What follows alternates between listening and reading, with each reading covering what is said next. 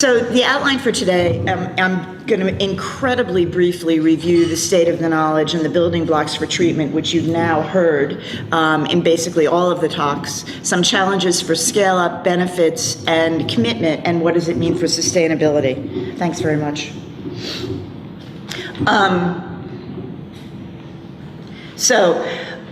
Everybody here knows this better than I do, which is how is the knowledge base evolving to improve the impact of HIV prevention and treatment using antiretroviral drugs.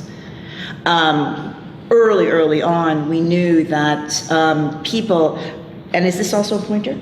Yes. Oh, okay. The red one? Okay. Thanks. That? Early on, we knew that people with AIDS, that with antiretroviral therapy compared to without, that survival was much greater and that it had clear individual benefit. And what's more data on that, starting treatment earlier in resource-limited settings reduces morbidity and mortality. And you can see here the Kaplan-Meier curve for this being the probability of survival, and there's early antiretroviral treatment versus standard. By the way, I neglected to mention that my co-author on this talk is Charles Holmes, who's now at Siders in Zambia and the University of North Carolina, Chapel Hill. So building block number one, we know that there's individual health benefits for treatment, increased CD4 levels, viral load suppression, and decreased mortality. Then we also know, as Shaheen gave a fantastic presentation, that preventing mother-to-child transmission without treatment, I don't even think I really actually need to go to this, but we know that we can prevent mother-to-child transmission using antiretrovirals. In Botswana, are you rolling out B+? Has that already started? Yes. Cool. B, not B+? Well, you're either rolling out B or B+. And just looking at rates of mother-to-child transmission when it was just AZT, for perinatal transmission and combination, and you can just see how, in various sites in sub-Saharan Africa and also in the UK, that country we also know a bit about, that rates of mother-to-child transmission have just dramatically decreased. So building block number two is it's sort of hard to see effects of treatment on vertical transmission. We already know that there's substantial benefits for that. I believe it was, I can't remember if it was the second presentation or the first presentation, went into a great amount of detail about 052 and the effects of early antiretroviral treatment on preventing onward transmission. So really not to go through that, you know the data. So building block number three is you've got effect of treatment on sexual transmission. Then the previous speaker, I'm sorry I don't know your name, from UNAIDS, went through some of the non-medical benefits of treatment, which I think are essential. And you presented some data on this. This is from Harsha Thirumurthy working on Diane Havler's study SEARCH, which I think you'll hear about either today or tomorrow, showing the impact of antiretroviral on labor force participation. So in addition to medical benefit, both in terms of individual clinical benefit for the person who's infected and also public health benefit in terms of preventing onward transmission, there's huge social benefit with people being healthy. And this is empirical data on participation in the labor force. But then in addition, and we talked some about this yesterday, there was a small meeting on behavior and social science about all of the more psychosocial issues that need to be addressed in dealing with the epidemic. And I think that if we had a situation where TasP were the norm in Africa, which is what I think I was supposed to address, I can't, if the social norm was you test, you treat, then I just think there's no question, although of course we would have to back it up with empirical data, that you would have reduced stigma. Social norms, the social norms to be on ARB would be very significant. And in part of the discussion we had yesterday in this small meeting on behavior and social sciences, that maybe it's time to not call it treatment. For people who are asymptomatic and who are on it, that it's more of a health benefit than it is a treatment, because you don't have disease. So it could in fact be a trigger to kind of rethink how we deliver this and how it is accepted and implemented in areas of high prevalence. All of the issues, we talked about, I think it would change the fundamental structure of society if this were the norm and if it were widespread. It also is a shift from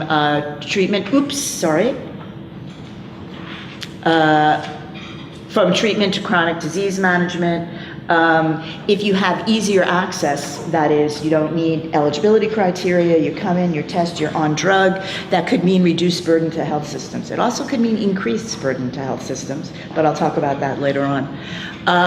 And I think the other thing that's really critical is that it provides us with the potential, if this becomes the norm and people are coming in for health benefits as well as treatment, it makes it that much easier to expand a treatment platform to be able to deal with other health outcomes simultaneously. You're coming in for your ARVs, you're sort of demedicalizing it to a certain extent, and then there's others. It just paves the way for other screening, for other outcomes, and delivery of health care for other outcomes that also simultaneously don't necessarily have to rely on a burdened health system.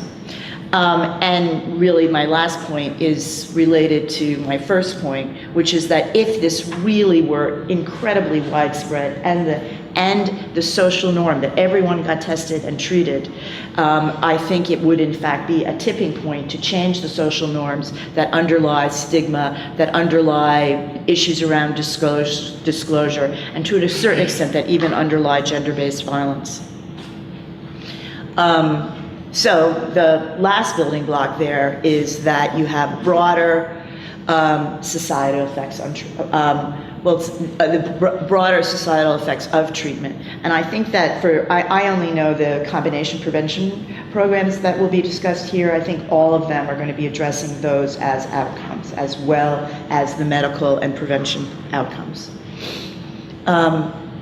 So my segue to myself, which is putting it all together. PEPFAR is funding 3 very large combination prevention programs: SEARCH, on which Diane Havlar is PI, POPAR, where we have Helen and Richard, and of course we have the Botswana BPCC and Max. We'll probably talk about that more. This is true. They are all combination prevention programs, and they rely on voluntary male circumcision, PMTCT, condoms, and behavior change. But treatment as prevention is the cornerstone of all of these programs. None of them could have the potential for success without that. So yes, we are building on other modes of prevention, but all of them are being built on the backbone of treatment for prevention. Some of the challenges that they're dealing with are issues related to adherence, risk compensation, but again, when I said before about the potential for using a platform to deliver treatment for other health outcomes, it also is a platform to use to link to other AIDS-related outcomes, that is circumcision, PMTCT, PrEP, and other structural programs for prevention.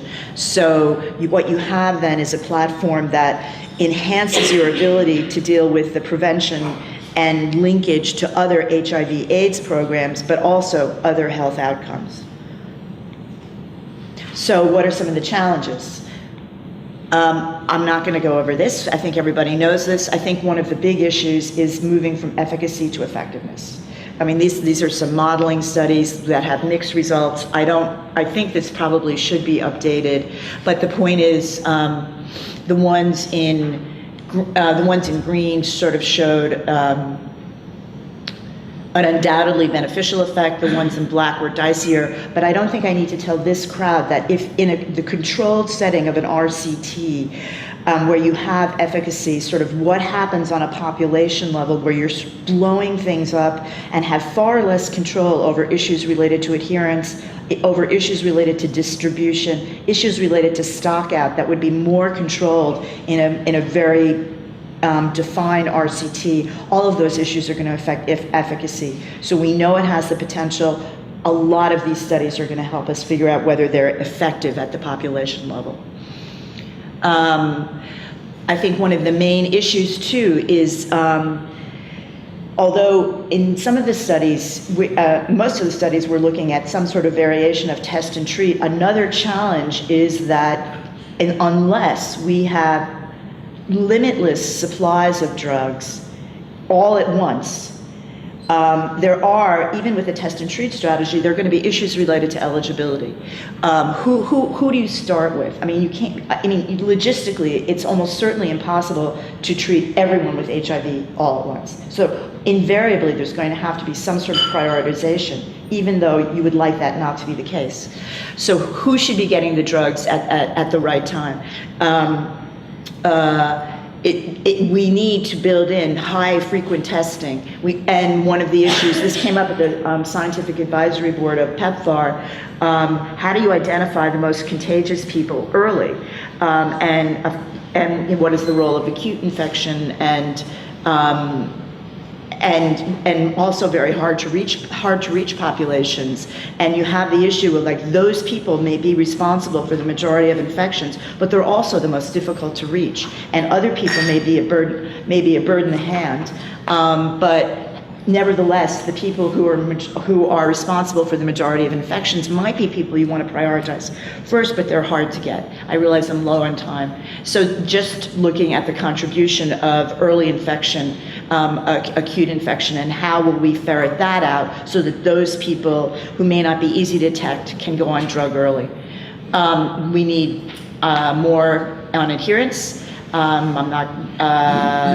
mean, long-term adherence, we talked a lot about this at the social and behavioral science meeting. The idea of adherence when you're actually feeling healthy for the rest of your life could be challenging. I just talked a little bit about prioritizing distribution. I think prioritization is inevitable, and the ultimate challenge is going to be you need to ensure equity, even though treatment may not be available for everyone all at once, even people who need it for clinical reasons. These are immediate challenges. Just I think I'm going to skip that. Issues related to resistance. But the main thing is we need high-level commitment, and I think this came up loud and clear last night. From both the U.S. ambassador and also the permanent secretary for Botswana, and it's a team effort. And as you know, previous Secretary Clinton introduced the concept of an AIDS-free generation in 2011. Obama in 2013 has made the commitment to support, to increase our targets for treatment. And I think this is the thought that I'd like to leave you with is, can we pull this off? I mean, what does this mean for Africa? And I think, although I went through some of the challenges, these are the ones I'd sort of like to leave you with.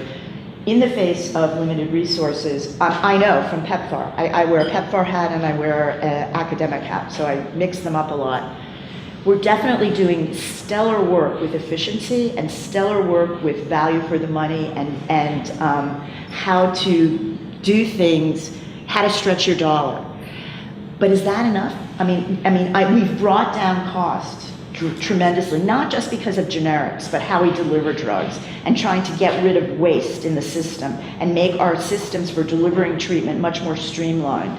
But is that going to do it? I think it's really important, but I don't know that it's enough without continued resources. I mentioned before about using a platform for HIV for other health outcomes. I think the only way to sustain this is that we can't continue in a siloed way. We have to build on our HIV platforms for other outcomes. And sort of knee-jerk, everyone thinks, oh yes, that'll be easy, we can do it, but I think we need more data as to whether actually that can really happen, and under what circumstances can it happen. And that's just a carryover to the next point, which is all of the issues related to the health systems. I mean, although some of it, I mean, we might be able to demedicalize giving people treatment when they're not sick early on, we nevertheless, I mean, healthcare strengthening is essential. I mean, that is a huge part of it. Even taking something out of the medical system, out of the clinic, is still part of the medical system. And this came up last night, we need to have ways of accountability, outcomes and costs. I can't remember who it was last night talked about the importance of data, of good data. That is absolutely essential. We need to be able to monitor, not just monitor and evaluate, but look at impact evaluation. We need to do a much better job tracking what we're doing. And the other thing that I don't think has come up is management and the importance of clinic management sort of at a mid-level. I mean, our entire system, everyone here, well, I don't know about everyone, most people here are scientists, physicians, researchers. The people who drive the system are the managers in the clinics. And we need to look, and it's not just a question of task shifting, it's rethinking their role. Who runs the clinic? Who actually runs the health systems? And how do we train them? And how do we involve them? And what's the value for them in participating in the system? And I think there hasn't been enough attention paid to that. And along those lines, PEPFAR is doing a strategy, rethinking about how we look at quality indicators at the clinic level. But we really need to know whether we need empirical data to understand whether that kind of monitoring and the monitoring of care really makes a difference. So I guess I would just sum up by saying that it's a tall order. I think it can make a huge difference, but there's a lot we have to do and a lot we have to think about. So thank you.